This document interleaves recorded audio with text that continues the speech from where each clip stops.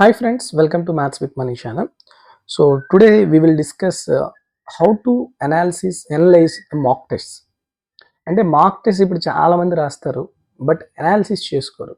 So బేసిక్గా recent టైమ్స్లో నాకు చాలామంది కాల్స్ చేసి సార్ మేము మాక్ టెస్ట్ రాస్తున్నాం, తక్కువ మార్క్స్ వస్తున్నాయి, బట్ దాన్ని ఎలా ఓవర్కమ్ చేయాలి, లేకపోతే ఎలా అనలైజ్ చేయాలి మాక్ టెస్ట్ రాసేసాక అనేది ఒకసారి కొంచెం వీడియో కానీ లేకపోతే మాకు ఇప్పటికిప్పుడు సజెషన్ అయినా ఇవ్వండి అని చెప్పడం జరిగింది. సో బేసిక్గా 2-3 మెంబర్స్కి నేను అప్పుడే ఫోన్లో చెప్పాను, బట్ ఎక్కువ మంది చేస్తున్నారు కాబట్టి I think better to make a video అని అనిపించి ఇప్పుడు ఈ వీడియో చేస్తాను. బేసిక్గా మనం మాక్ టెస్ట్ రాయండి రాయండి రాయండి అని అందరూ చెప్తారు. సక్సెస్ అయిన ప్రతి అభ్యర్థి కూడా మాక్ టెస్ట్ నేను ఇన్ని రాశాను అన్ని రాశాను అని చెప్తారు.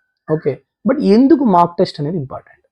సో ఫస్ట్ థింగ్ గుర్తుపెట్టుకోండి, మార్క్ టెస్ట్ వల్ల మీరు ఏం తెలుసుకుంటారు అంటే విత్ ఇన్ టైంలో మీరు ఎన్ని క్వశ్చన్స్ చేయగలుగుతున్నారు. ఓకే, సో బేసిక్గా మీకు ఒక టైమర్ రన్ అవుతుంది. మార్క్ టెస్ట్ రాసినప్పుడు అక్కడ 20 మినిట్స్ 30 మినిట్స్ 1 అవర్ అనే టైమర్ రన్ అవుతుంది. సో ఇప్పుడు ఆ టైమర్ రన్ అవుతున్నప్పుడు మీరు ఫాస్ట్గా చేయగలగాలి. సో ఇప్పుడు మీకు ఏ మార్క్ టెస్ట్లు రాయకుండా మీరు వెళ్ళిపోయారు అనుకోండి, మీకు నాలెడ్జ్ ఉంది, you have enough practice, but mark test రాయకుండా అక్కడికి వెళ్ళిపోతే అక్కడ మీరు మెయిన్ ఎగ్జామ్ ఎన్విరాన్మెంట్ అనేది మీరు ముందుగా మార్క్ టెస్ట్ రాసి వెళ్ళకపోవడం వల్ల మెయిన్ ఎగ్జామ్ ఎన్విరాన్మెంట్లో మీకు ఒక టెన్షన్ అనేది వచ్చేస్తుంది.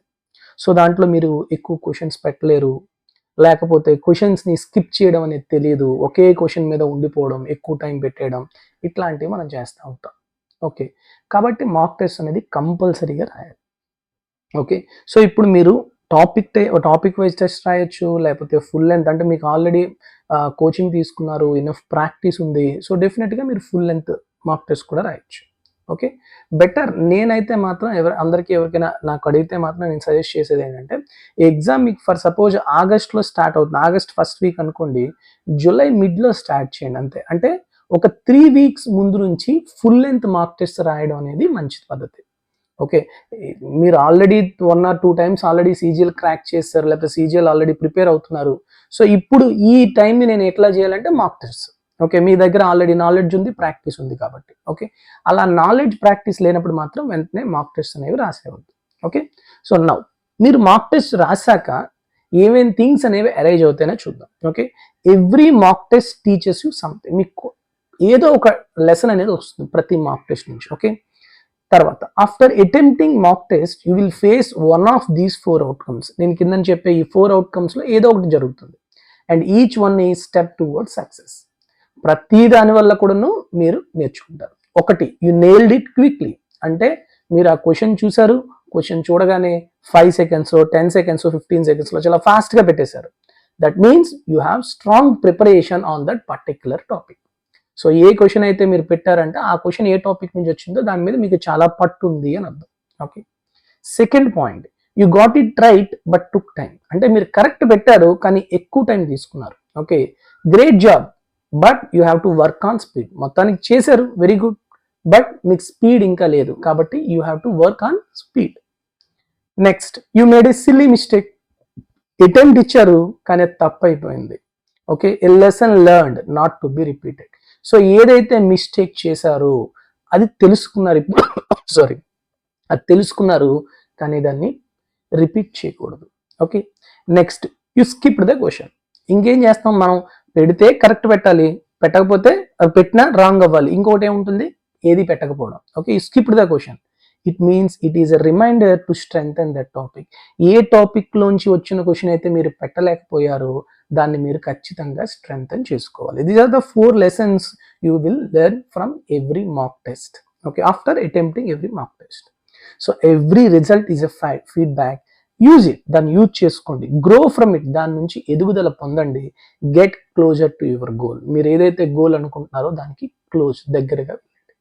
Okay, this is the thing you have to learn from every mock test. అయితే ఒక్కొక్క పాయింట్ గురించి కొంచెం నేను డిస్కస్ చేస్తాను, దాని నుంచి మీరు ఏమేమి నేర్చుకోవాలో కూడా ఒక్కసారి వీడియోలో మనం క్లియర్గా తెలుసుకుందాం. First, you nailed it quickly. చూడండి, నేను ప్రతిదాన్ని బాక్స్లో పెట్టాను, మీకు కరెక్ట్ అయింది. ఎంత టైంలో పెట్టారు, 7 సెకండ్స్లోనే పెట్టేశారు. ఇది కూడా కరెక్ట్ అయింది, 15 సెకండ్స్లోనే పెట్టేశారు. ఓకే, అంటే మీరు చాలా తక్కువ టైంలో ఆ క్వశ్చన్స్ని చేయగలుగుతున్నారు. So very good thing. Okay, ఇలాంటి టాపిక్స్ ఏవైతే ఉన్నాయో వాటిని మళ్ళీ మీరు ప్రాక్టీస్ చేయాల్సిన అవసరం లేదు, because you nailed it quickly. Okay, you are already have strength on this. Next, you got it right but took time. అంటే కరెక్ట్ పెట్టారు కానీ ఎంత టైం తీసుకున్నారమ్మా? 1 minute 35 seconds తీసుకున్నారు ఈ క్వశ్చన్. అదే ఈ క్వశ్చన్కి అయితే 2 minutes 6 seconds తీసుకున్నాం. అంటే మనకి కరెక్ట్ అవ్వడమే ఇంపార్టెంట్ కాదు, చాలా తక్కువ టైంలో కూడా పెట్టగలగాలి.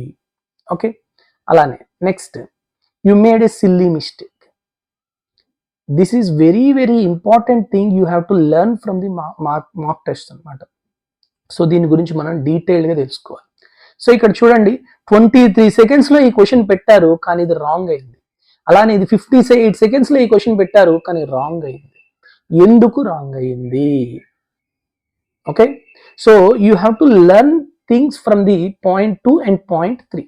సో సెకండ్ పాయింట్ నుంచి మనం ఏం తెలుసుకోవాలి అంటే, ఎక్కువ టైం తీసుకుంది. ఎందుకు ఎక్కువ టైం తీసుకుంది? ఆ టాపిక్ మీద నాకేమైనా బాగా నేను చేయలేకపోయానా, లేకపోతే నేను క్వశ్చన్ని చదవడంలో ఎక్కువ టైం తీసుకున్నానా, క్వశ్చన్ని చదవడంలో టైం ఎక్కువ తీసుకున్నానా, లేకపోతే క్వశ్చన్ని అర్థం చేసుకోవడంలో టైం ఎక్కువ తీసుకున్నానా, లేకపోతే ఆ టాపిక్కే నేను అసలు సరిగ్గా చదువుకోలేదా? ఈ 3 things ఖచ్చితంగా ఈ సెకండ్ పాయింట్లో తెలుసుకోవాలి. అండ్ క్వశ్చన్ చదివేటప్పుడు ఈ ఫస్ట్ ఇదంతా ఒక లైన్ అనుకోండి. Okay, half of the part of the line అనేది లెఫ్ట్ ఐ చదివితే వెంటనే నెక్స్ట్ పార్ట్ అనేది రైట్ ఐ చదివేయాలి. లెఫ్ట్ ఐ అంటే ఎడమ కన్ను, కుడి కన్ను. ఓకే, అప్పుడు మీరు ఫాస్ట్గా క్వశ్చన్ని రీడ్ చేయగలరు. సో ఎప్పుడైతే మీకు ప్రాక్టీస్ ఉంటుందో ఈ రీడ్ చేసిన క్వశ్చన్ని వేగంగా అర్థం చేసుకోగలరు. ఓకే, సో క్వశ్చన్ చదవడంతో పాటు మనకు అర్థం అవ్వాలి కదా, అసలు వాడు ఏమి ఇచ్చాడు, వాడు ఏం అడుగుతున్నాడు అని. సో దానికి ప్రాక్టీస్ అవసరం. కాబట్టి ఈ సెకండ్ పాయింట్ దీని నుంచి మీరు ఏం తెలుసుకోవాలి, థింగ్స్ ఏమేమైతే మనం ఎక్కువ టైం పడుతుంది అనే దాని నుంచి మనం చూసుకుంటాం. ఓకే, థర్డ్ థింగ్ వచ్చేసరికి సిల్లీ మిస్టేక్. ఇది రాసుకోవాలన్నమాట, ఒక బుక్ పెట్టుకోండి మీరు. ఓకే, నేను ఒక సిల్లీ మిస్టేక్ చేశాను. ఏంటి మిస్టేక్ చేశాను? ఇక్కడ చూడండి, ఈ క్వశ్చన్ చూసారు అనుకోండి, చాలా ఈజీగా అడిగాడు. ఏబిసిడి 2 parallel cards అన్నాడు, same side of the radius. OP is perpendicular to AB and OQ is perpendicular to CD. AB is 10, CD is 24, PQ 7, then the diameter of the circle. Okay, same side ఉన్నాయి కాబట్టి R గనక A minus B అయితే, okay, A minus B అయితే అప్పుడు R కాదు, D గనక A minus B అయితే R equal to square root of A square plus B square అని చెప్పాం. అంతేనా? D అంటే డిస్టెన్స్ 7, ఏబీలు అనేవి half of the length of the cards. 10 ఇది కాబట్టి 5, CD 24 కాబట్టి B ఎంత అవుతుంది? 12. 12 minus 5 7 కాబట్టి అప్పుడు R ఏమవుతుంది? 5 square plus 12 square under root అంటే 13. సో చాలా ఫాస్ట్గా మీరు చేసేసారు. కానీ వాడు ఇక్కడ అడిగింది ఏంటి? ఇక్కడ డయామీటర్ ఆఫ్ ద సర్కిల్. మనం చదవం, కంగారు ఎక్కువ కదా మనకి. క్వశ్చన్ని ఫుల్గా చదివేసాను ఫీల్ అయిపోతాం, ఫిక్స్ అయిపోతాం, కానీ కేర్ఫుల్గా చదవం. అందుకని వాడు రేడియస్ అడిగాడేమో అనుకొని 13 పెడతాం, కానీ కరెక్ట్ ఆన్సర్ ఏంటి? డయామీటర్ కాబట్టి 26. అలానే the ratio of circumference and diameter of the circle. Circumference ఏమో 3 parts అంట, డయామీటర్ ఏమో 5 parts అంట. అయితే ఇఫ్ ద సర్కంఫరెన్స్ ఈ 6 centimeters, సర్కంఫరెన్స్ అంటే 3 parts 6 centimeters అయితే డయామీటర్ ఎంత అవుతుంది? 10 centimeters అవుతుంది. కానీ వాడు డయామీటర్ అడగట్లేదు. Then the radius of the circle, diameter 10 కాబట్టి రేడియస్ ఎంత అవుతుంది? 5 అవుతుంది. అంతే. ఇవన్నీ కూడా ప్రీవియస్ ఇయర్ క్వశ్చన్స్ అనమాట. సో మనం అక్కడ డయామీటర్ అడిగితే రేడియస్ పెట్టడం, రేడియస్ అడిగితే డయామీటర్ పెట్టడం అనేది ఎక్కువ మంది చాలా సిల్లీగా చేస్తూ ఉంటారు. అందుకని నేను ఈ మిస్టేక్ని తీసుకున్నాను. మరి ఇప్పుడు ఏం చేయాలి? దీన్ని మిస్టేక్ చేస్తారు, అయిపోయింది. కాబట్టి ఈ మిస్టేక్ని ఒక బుక్లోని రాసుకోవాలి. ఓకే, క్వశ్చన్ అంతా రాయకూడదు. మీరు ఏం చేశారు మిస్టేక్ అది రాయాలి. నేను కరెక్ట్గానే సొల్యూషన్ చేశాను, కానీ వాడు రేడియస్ అడిగాడు, నేను డయామీటర్ పెట్టాను. ఓకే, వాడు A/B/C అడిగితే నేను B/C/D అనుకొని పెట్టేశాను. అట్లా మీరు ఏదైతే మిస్టేక్ రాశారో అది నోట్ చేసుకోవాలి. Okay, so definitely note every silly mistake, review them before your next mark. ఈ రోజు రాసుకున్నారు, ఒక 2-3 మిస్టేక్లు చేశారు. రేపు ఎగ్జామ్ ఏదైతే నెక్స్ట్ టైం మాక్ టెస్ట్ రాసే ముందు ఈ మిస్టేక్స్ ఏవైతే మీరు బుక్లో రాసుకున్నారో అవి రివ్యూ చేసుకోవాలి, ఒక్కసారి చూసుకోవాలి. ఏమేమి తప్పులు చేశాను నేను నిన్న? ఓకే, ఈ 3 చేశాను, అవి మళ్ళీ రిపీట్ చేయకూడదు. Don't repeat them, improve every time. మీరు కొత్త మిస్టేక్ చేయండి, తప్పు లేదు. ఓకే, మిస్టేక్ చేయడం అనేది మనుషుల స్వభావం అనేది జనరల్ నార్మల్ నేచర్ అనమాట. సో కాబట్టి తప్పు చేయడం అనేది తప్పు కాదు. ఓకే, చేసిన తప్పు మళ్ళీ మళ్ళీ చేస్తే మాత్రం తప్పు. ఓకే, తప్పు అనుకోకుండా జరిగిపోతుంటాయి. ఇప్పుడు మీరు కావాలని బెటర్ కదా, ఎగ్జామ్లో ఇప్పుడు 2 మార్క్స్ పోవాలనుకుంటారు మీరైనా, అనుకోకుండా అయిపోయింది. ఆ అనుకున్న తప్పుని మళ్ళీ మీరు చేయకూడదు. కాబట్టి రిపీట్ చేయొద్దు, దాన్ని ఇంప్రూవ్ చేసుకోండి. ఓకే, ఈ 3 థింగ్స్ నోట్ చేసుకోండి ఎప్పుడు, ఈ థర్డ్ పాయింట్కి. ఓకే, దీనికోసం ఒక బుక్ పెట్టుకోండి. Very good. Okay, next fourth one, you skipped the question. మీకు అది రాలేనప్పుడు ఏం చేస్తాం, అసలు ఆ క్వశ్చన్ మీరు అది చదవలేదు, ఇన్స్టాల్మెంట్స్ మీరు అసలు చేయలేదు, మీకు ఆ టాపిక్కే తెలియదు, ఈ క్వశ్చన్ వచ్చింది, ఏం చేయాలో తెలియ వదిలేశారు, అయిపోయింది. ఇప్పుడు మార్క్ టెస్ట్ రాసిన తర్వాత ఈ 4 పాయింట్లు, ఈ 4th పాయింట్ని ప్రతి ఒక్కడు చూస్తాడు. ఏమేంటి నేను వదిలేశానా, సపోజ్ మ్యాథ్స్ 25 క్వశ్చన్స్ ఉన్నాయి అనుకోండి, వాడు 2 క్వశ్చన్లు పెట్టలేదు అనుకోండి, అన్ని చూడ్డు, ఓన్లీ 2 క్వశ్చన్లు మాత్రం చూసుకుంటాడు, ఏవేవి నేను పెట్టలేదు, ఆ పెట్టని టాపిక్స్ ఏంటి, ఓకే ఆ టాపిక్స్ చదువుకోవడం అంతే. ఆడు తప్పు పెట్టిన చూడ్డు, ఇంకేమి చూడు, ఓన్లీ ఆడు ఏవో వదిలేసాడు అవి చూసుకుంటాడు. అది కాదనమాట. ఈ 4 థింగ్స్ని మనం అబ్జర్వ్ చేసుకోవాలి.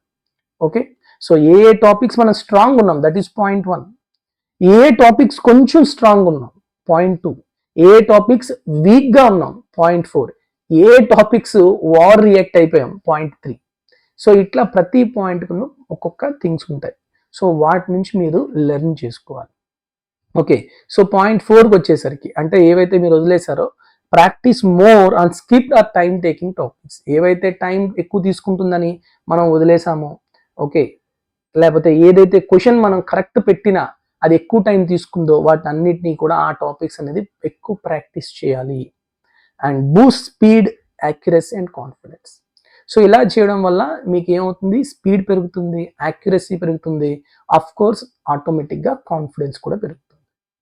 ఓకే, సో కాబట్టి మీరు ఏ కాంపిటేటివ్ ఎగ్జామ్ ప్రిపేర్ అయినా, ఏ టాపిక్ ప్రిపేర్ అయినా, ఈ 4 థింగ్స్ని, ఈ 4 పాయింట్స్ ఏవైతే చెప్పామో, ఈ 4 పాయింట్స్ బేస్ చేసుకునే మీకు అనాలిసిస్ అనేది ఉంటుంది. ఓకే, కాబట్టి డెఫినెట్గా దీన్ని మీరు మైండ్లో పెట్టుకొని మార్క్ టెస్ట్లోని ఇంప్రూవ్ చేసుకోండి మార్క్స్. ఓకే, సో ఆటోమేటిక్గా మెయిన్ ఎగ్జామ్ స్కోర్ కూడా మీది ఇంక్రీజ్ అవుతుంది. Okay, I hope this video is helpful to all the aspirants who are appearing for the competitive exam. And if you think it is useful, and if any of your relatives or friends are preparing for the competitive exam, please share this video to them, and definitely they also think it is useful to them. Thank you very much for listening. Take care all of you. Jai Hind.